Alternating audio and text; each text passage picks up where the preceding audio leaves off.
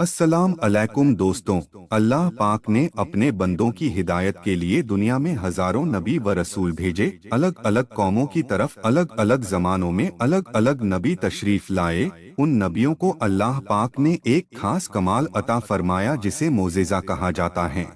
उन सभी नबियों रसूलों को देखकर या कहे उनकी हिदायतों और नसीहतों को सुनकर अलग अलग जमाने में काफी लोग ईमान लाएं और काफी लोग ऐसे भी थे जो मोजेज़ा देखकर भी ईमान ना लाएं। ऐसे लोगों ने नबियों की करामातों उनके कमाल को जादू कहकर ठुकरा दिया। ऐसे लोगों ने एक खुदा को मानने से इनकार कर दिया और नबियों रसूलों की बताई नसीहतों को नहीं माना। ऐसे लोग आगे जाकर अल्लाह पाक की तरफ से तरह तरह की सजाओं और अजाब से मुब्तला किए गए। इसी तरह नबियों व रसूलों का सिलसिला बंद हो जाने के बाद अल्लाह पाक ने अपने जिन बंदों को इस्लाह व तबलीग की जिम्मेदारियां दी उन्हें वली कहा जाता है। अल्लाह ने अपने इन वलियों को भी कुछ खास ताकतें अता फरमाई जिन्हें करामात कहा जाता है। जरूरत पड़ने पर अल्लाह के इन नेक बंदों ने अल्लाह की बख्शी हुई इस ताकत का इस्तेमाल फरमाया। आपने दूर व नजदीक के सैकड़ों वलियों की करामातें देखी सुनी होगी। सुल्तानुल हिंद हजरत ख्वाजा गरीब नवाज रहमतुल्लाह अलैह की बहुत सी करामातें आपने सुनी होगी। आप अपने प्यारे रसूल के फरमान के मुताबिक तबलीग व इस्लाह के लिए हिंदुस्तान तशरीफ लाए और अजमेर को अपना तबलीग मरकज बनाया। अजमेर पहुंचते ही आप आराम करने के लिए जिस पेड़ के नीचे बैठे वहां उस वक्त के राजा के जानवर बैठा करते थे। राजा के सिपाहियों ने जब आपको बैठे देखा तो राजा के सिपाहियों ने आपसे कहा, यहाँ से उठ जाओ, यहाँ हमारे राजा के ऊंट बैठा करते हैं।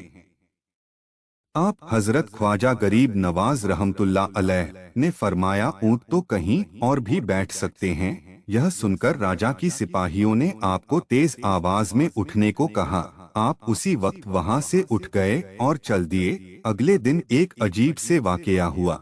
जब राजा के सिपाहियों ने बैठे ऊंट को अपनी जगह से उठाना चाहा तो ऊंट तमाम कोशिशों के बावजूद नहीं उठे। यह देखकर सिपाही दंग रह गए और सारी बात अपने राजा को बताई। राजा ने सिपाहियों को हजरत ख्वाजा गरीब नवाज रहमतुल्लाह अलैह से माफी मांगने को कहा और कहा कि उन्हें ढूंढो और उनसे माफी मांगो। राजा के ऐसा कहते ही सिपाहियों ने आप हजरत ख्वाजा गरीब नवाज रहमतुल्लाह अलैह को ढूंढकर आपसे उनके किए बर्ताव की माफी मांगी।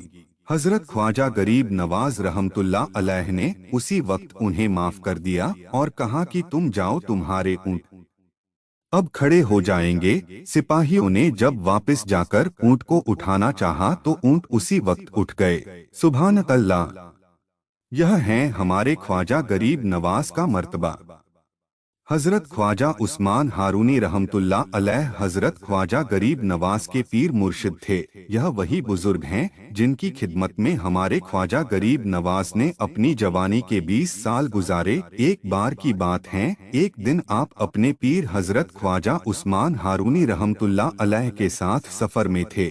सफर पर चलते चलते आप दजला नदी के किनारे पहुँचे। नदी पार करने के लिए कोई कश्ती नहीं थी। हजरत ने फरमाया, मोइनुद्दीन अपनी आंखें बंद कर लो। फिर थोड़ी देर बाद फरमाया, आंखें खोल दो। जब ख्वाजा गरीब नवाज ने अपनी आंखें खोली तो आप देखते हैं कि दोनों दजला नदी के पार पहुंच चुके हैं।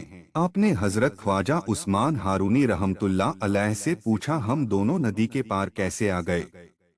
हजरत ने फरमाया, मैंने सिर्फ 5 मर्तबा सूरह फातिहा पढ़ी थी। उसकी बरकत से अल्लाह पाक ने हम दोनों को खैरियत के साथ दरिया के पार पहुंचा दिया।